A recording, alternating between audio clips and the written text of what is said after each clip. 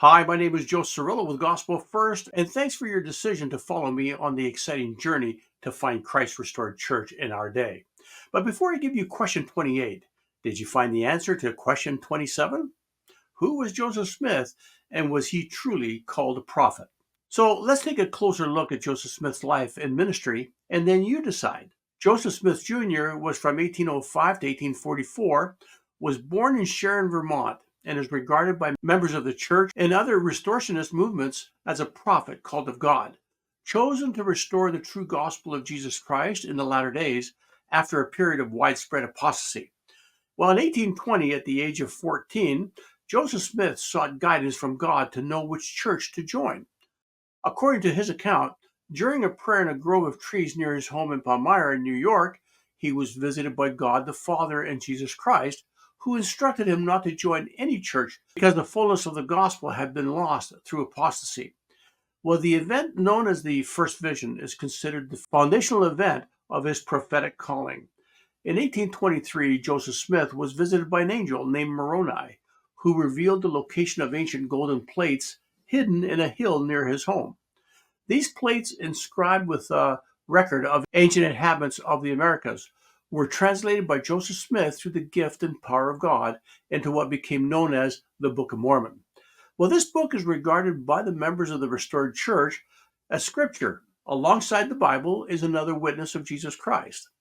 The publication of the Book of Mormon in 1830 is seen as a pivotal moment in the restoration of the gospel. Joseph Smith was also visited by ancient biblical figures, including John the Baptist and the apostles Peter, James, and John. They conferred upon him the Aaronic and the Melchizedek priesthood, giving him the authority to act in God's name, perform sacred ordinances, and organize Christ's church once again on the earth. And on April 6, 1830, Joseph Smith officially restored the Church of Jesus Christ, named the Church of Jesus Christ of Latter Days. Why Latter Days? It's because it's the Church of Jesus Christ in the latter days or the last days. Well, he served as the church's first prophet and president, teaching that Christ's original church was restored through him with the same structure, ordinances, and authority as ancient times, which is recorded in Ephesians 4:11. Now, in 1836, the prophet Elijah also appeared to Joseph Smith in the Kirtland Temple and restored the sealing power, which allows families to be bound together for eternity, both on earth and in heaven. Well, he emphasized the importance of building the temples where members could receive sacred ordinances, including baptism for the dead and eternal marriage. Joseph Smith's ministry was met with opposition and persecution. He was arrested multiple times and faced intense hostility from many who opposed his teachings. And on June 27, 1844, Joseph Smith, along with his brother Hiram, was killed by a mob while imprisoned in Carthage Jail, Illinois. His death marked him as a martyr to the Latter-day Saints. Now, while Joseph Smith is not explicitly named in the Bible, there are several biblical passages that foreshadow his role as a prophet and the restoration of the gospel. Here are a few scriptures that the restored church often refers to in relation to Joseph Smith. Isaiah 29, verse 4. And thou shalt be brought down, and shalt speak out of the ground, and thy speech shall be low out of the dust, and thy voice shall be as one with a familiar spirit. Out of the ground, and thy speech shall whisper out of the dust. Isaiah 29, verses 11 to 12 says, And the vision of all is become unto you as the words of a book that is sealed, which men deliver to one that is learned, saying, Read this, I pray thee. And he saith, I cannot, for it is sealed. And the book is delivered to him that is not learned, saying, Read this, I pray thee. And he saith, I am not learned. Well, in this chapter, Isaiah speaks of people whose words would come out of the dust, and of a book that is sealed, which as members of the restored church interpret as the prophecy of the Book of Mormon coming forth. We believe this refers to the Nephite civilization, whose record, the Book of Mormon, was buried and later translated by Joseph Smith. Isaiah 29, verse 14 states, For the wisdom of their wise men shall perish, and the understanding of the prudent men shall be hid. Well, this is a prophecy about the restoration of gospel truth through Joseph Smith at a time when religious confusion and apostasy was prevalent. In Ezekiel chapter 37, verses 15 to 17 says, The word of the Lord came again unto me, saying, Moreover, thou son of man, take thee one stick and write upon it, for Judah, and for the children of Israel his companions. Then take another stick and write upon it, for Joseph, the stick of Ephraim, and for all of the house of Israel his companions, and join them one to another into one stick, and they shall become one in thy hand. Ezekiel's prophecy about the stick of Judah and the stick of Ephraim being joined together is a reference to the Bible, which is the Book of Judah, and the Book of Mormon, which is Ephraim, coming together as two records that testify of Jesus Christ. Well, Joseph Smith's role in bringing forth the Book of Mormon is the fulfillment of this prophecy.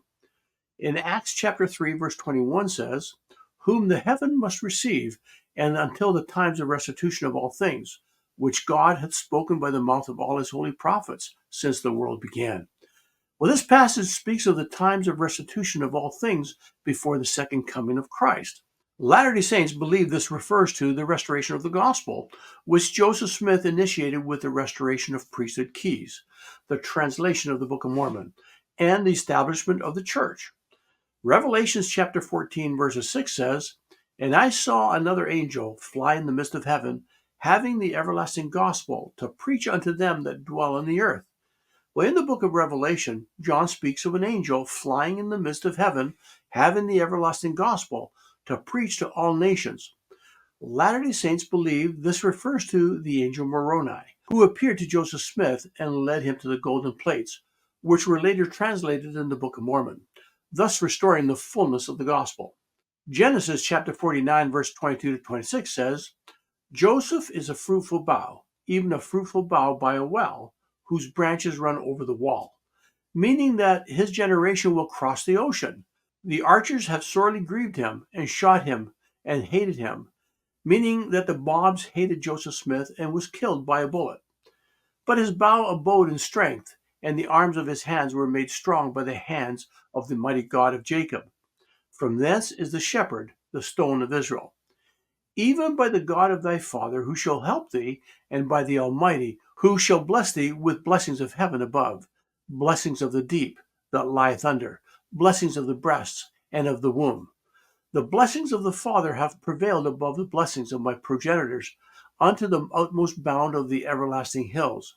They shall be on the head of Joseph, and on the crown of the head of him that was separate from the brethren, meaning that Joseph's generation would be in the land of North and South America. The everlasting hills, well, that refers to the Rocky Mountains, which go from the tip of Alaska down to the tip of South America. As we can see in this passage, Jacob blesses his son Joseph, and the latter days interpret part of this blessing as a prophecy about Joseph Smith and the work that he would do. The reference to Joseph's descendants being a fruitful bough and prevailing in the last days is believed to foreshadow the role of Joseph Smith as a restorer in the latter days. So according to the teachings of the Church of Jesus Christ of Latter-day Saints and many other restorationist movements, I have come to know for myself, and I have received the witness by the Spirit that Joseph Smith was indeed a prophet called of God. He was chosen to restore the true Church of Jesus Christ and reestablish the authority to act in God's name through his priesthood. His experiences, revelations, and the fruits of his ministry include the Book of Mormon, the restoration of sacred ordinances, and the global growth of the restored Church of Jesus Christ is evidence of his prophetic calling. So here's question number 28. Joseph Smith could neither write nor dictate a coherent and well-worded letter, according to his wife and many others. Could he have written the Book of Mormon? And if he did write the Book of Mormon, where or how did he accumulate so much wisdom in under 22 years of life? Now you can search out the answer if you Google it and see what it brings up. And of course, I'd love to hear your thoughts. Now I hope you've enjoyed this episode of Gospel First Lesson and have found it inspiring. For more insights on God's plan of happiness for you, you can visit our website at gospelfirst.net. Now I'd love to hear from you, so please leave your questions or comments in the comments section of this video. Also, you can help me spread the good news of the gospel of Jesus Christ by hitting the like, subscribe, and share button. Together, we can make a difference. So until next time, God bless.